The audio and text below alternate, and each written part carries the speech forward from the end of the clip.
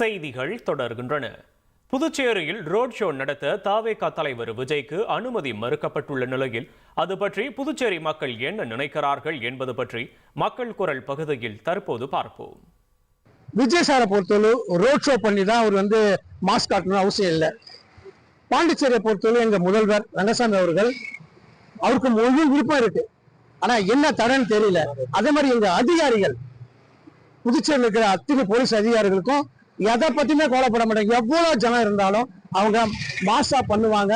அவரு எனக்கு தெரிஞ்சு தான புயல் சுனாமி எவ்வளோத்த பார்த்து இந்த பாண்டிச்சேரி. ஆனா பாண்டிச்சேரி பக்கம் எதுவுமே அண்டாது. அதான் இவங்க சித்தர் வாழும் பூமி.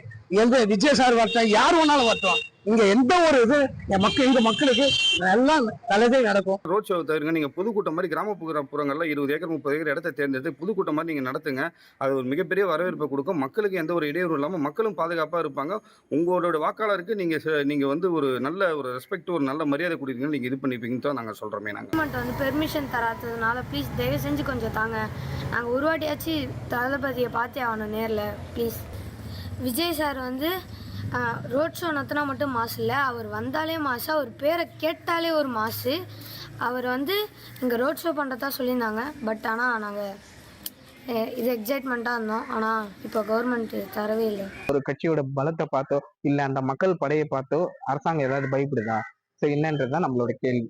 ஸோ இதுவே டிசம்பர் 31 நைட்டு நியூ இயருக்கு பாண்டிச்சேரியில எவ்வளவு கூட்டம் வருதுன்றதை நம்ம எல்லாருமே பாக்குறோம். ஸோ அதை அழகா போலீஸ் பாத்தீங்கன்னா கட்டுப்படுத்துறாங்க. ஸோ அதையே நம்மளால பண்ண முடியும் போது ஒரு தலைவர் இங்க ரோட் ஷோ பண்றாரு, அந்த இடத்துல கூட்டம் வருன்ற போது அதையே நம்மளால கட்டுப்படுத்த முடியாது.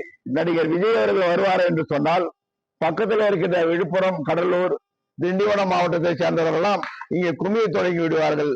அப்போது அவர்களுக்கு மதுவும் போதையும் கஞ்சாவும் இந்த பகுதியிலே அதிகமாக இருப்பதனால் அதிக பாதிப்புகள் ஏற்படுத்தக்கூடிய அளவிலே அந்த ரோடு ஷோ அமையும். மக்கள் குரல் பகுதியில் புதுச்சேரி மக்கள் தெரிவித்த கருத்துக்களை பார்த்தோம்.